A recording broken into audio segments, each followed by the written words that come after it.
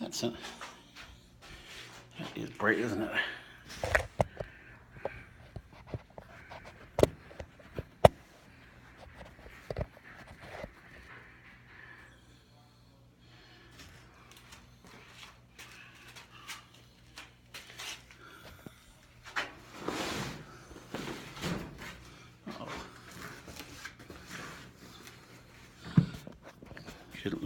Shouldn't lose my place.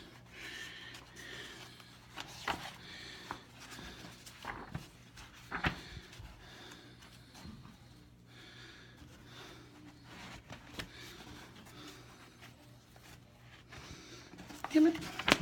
Lost my spot with a reap of Lucrease. Woo! Eight.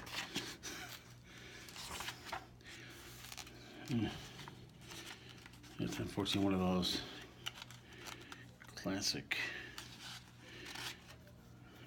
classics that, despite its saucy title, no one ever wishes for any longer. Ah! Should I put this over here, maybe? Good grief.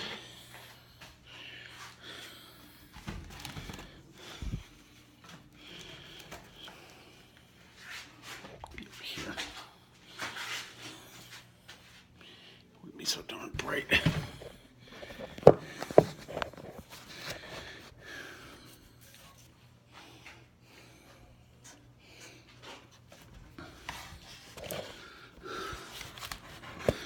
When I consider everything that grows,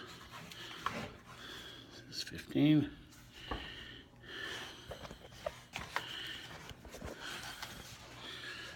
Hold in perfection but a little moment, that this huge state presenteth naught but shows, whereon the stars in secret influence comment, when I perceive that men as plants increase, cheered and checked even by the self-same sky, vaunt in their youthful sap at heights decrease, may their brave state out of memory. Then the conceit of this inconstant stay sets you most rich in youth before my sight, where wasteful time debateth with decay to change your day of youth to sullied night. And all the worth time for love of you, as he takes from you, I engraft you new.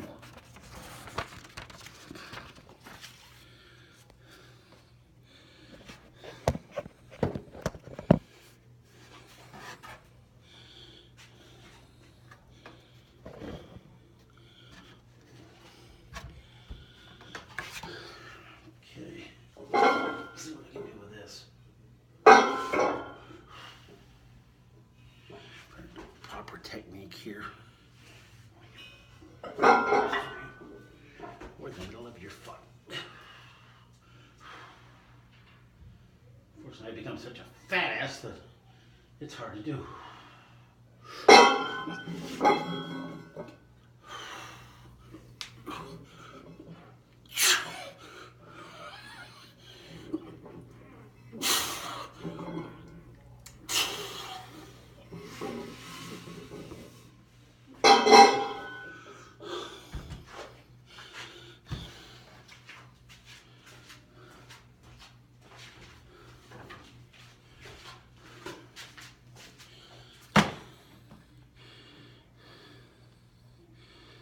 It's 115 pounds.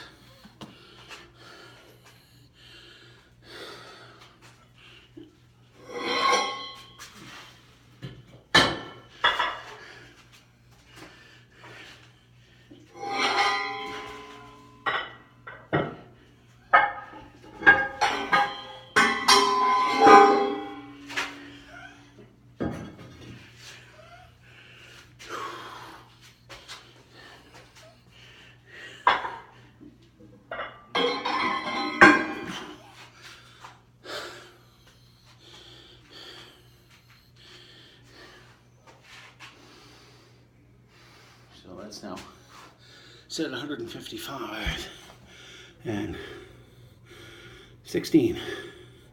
Wherefore do you not a mightier way make war upon this bloody tyrant time? Fortify yourself in your decay with means more blessed than my barren rhyme. Now stand you on the top of happy hours, in many maiden gardens yet unset, with virtuous wish would bear your living flowers. much liker than your painful counterfeit. So should the lines of life that life repair, which this time's pencil, or my pupil pen, neither inward worth nor outward fare, make you live yourself in eyes of men. Give away yourself, keep yourself still, and you must live drawn by your own sweet skill. 16, 17. Who will believe my verse in time to come if it were filled with your most high deserts? Though yet heaven knows it is but as a tomb which hides your life and shows not half your parts. If I could write the beauty of your eyes and in fresh numbers number all your graces, the age to come would say, this poet lies, such heavenly touches ne'er touched earthly faces. So should my papers, yellowed with their age, be scorned, thy golden of less truth than tongue, when your true rights be termed a poet's rage, and stretched meter of an antique song. But when some child of yours alive, that time you should live twice in it, and in my rhyme. 17.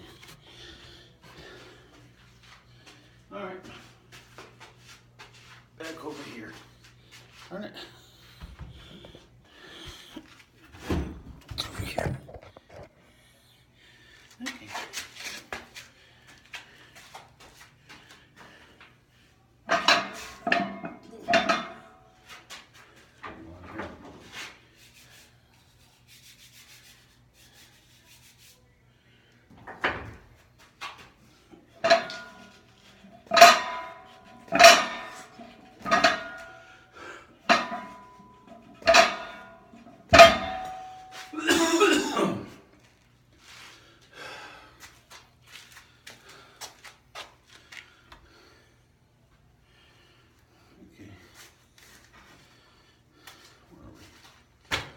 That's 225 pounds.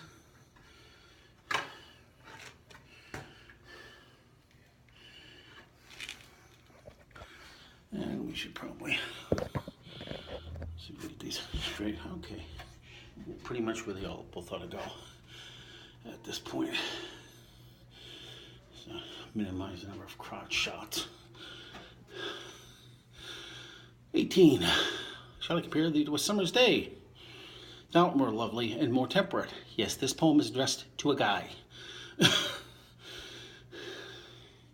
Rough winds do shake the darling buds of May, and summer's leaf has far too short a date. Sometime too hot the eye of heaven shines, and often in his gold complexion dimmed. And every fear from fear sometime declines, by chance, or nature's changing course untrimmed. But thy eternal summer shall not fade, nor lose possession of that fair thou owest.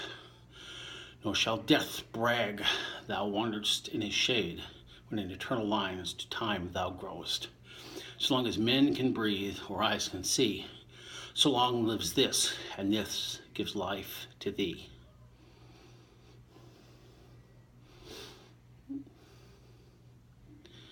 And 19. Devouring time, blunt thou the lion's paws, and make the earth devour her own sweet brood. Pluck the keen teeth from the fierce tiger's jaws, and burn the long-lived phoenix in her blood. Make glad and sorry seasons as thou fleetst, and do whate'er thou wouldst swift-footed time to the wide world and all her fading sweets. But I forbid thee one most heinous crime, who carve not with thy hours my love's fair brow, nor draw no lines there with thine antique pen, and when thy course untainted do allow for beauty's patterns succeeding men. Yet do thy worst, old time, despite thy wrong, my love shall in my verse ever live young. They're only approximate rhymes, as they call them, in there, in that one.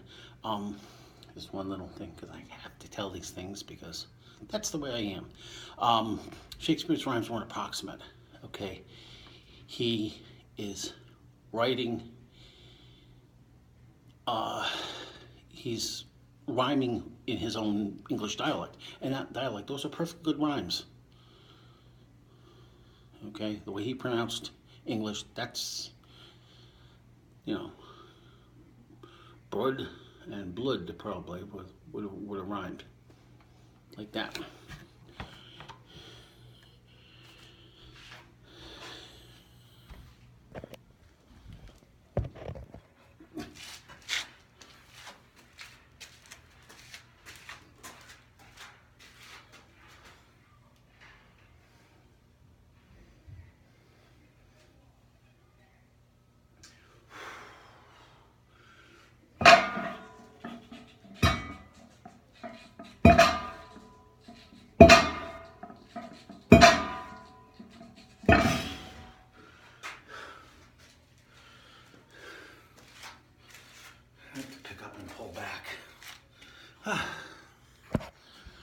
I have to pick up and pull back because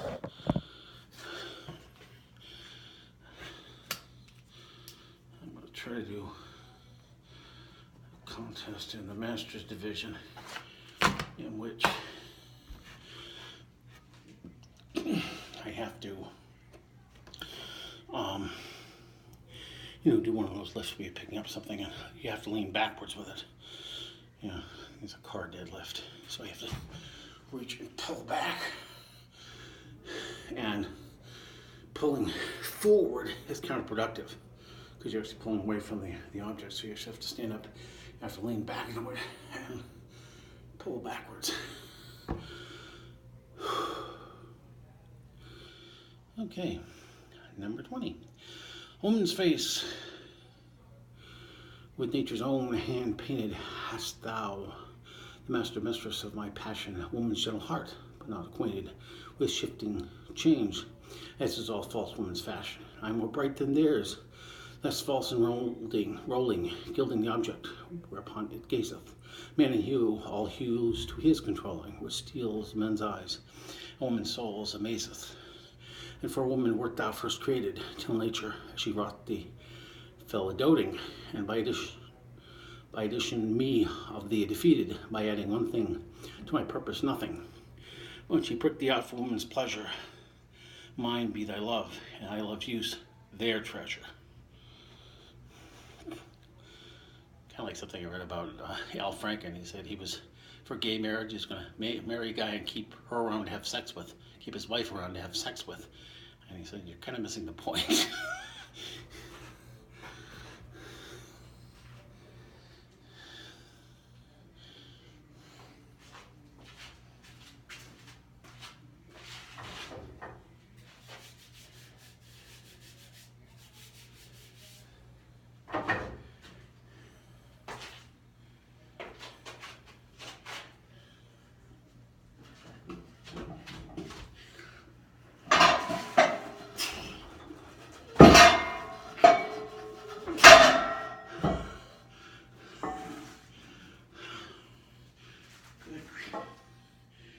You're all over the place.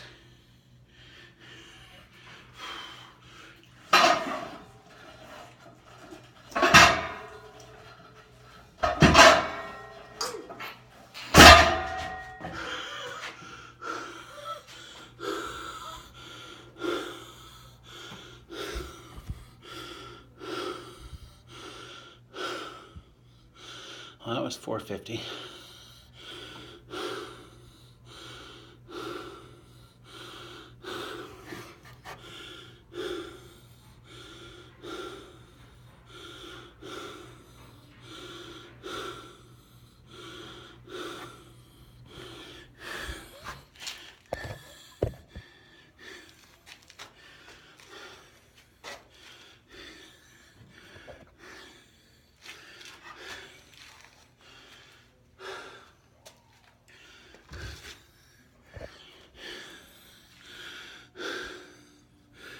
Okay, that's Sonnet 20.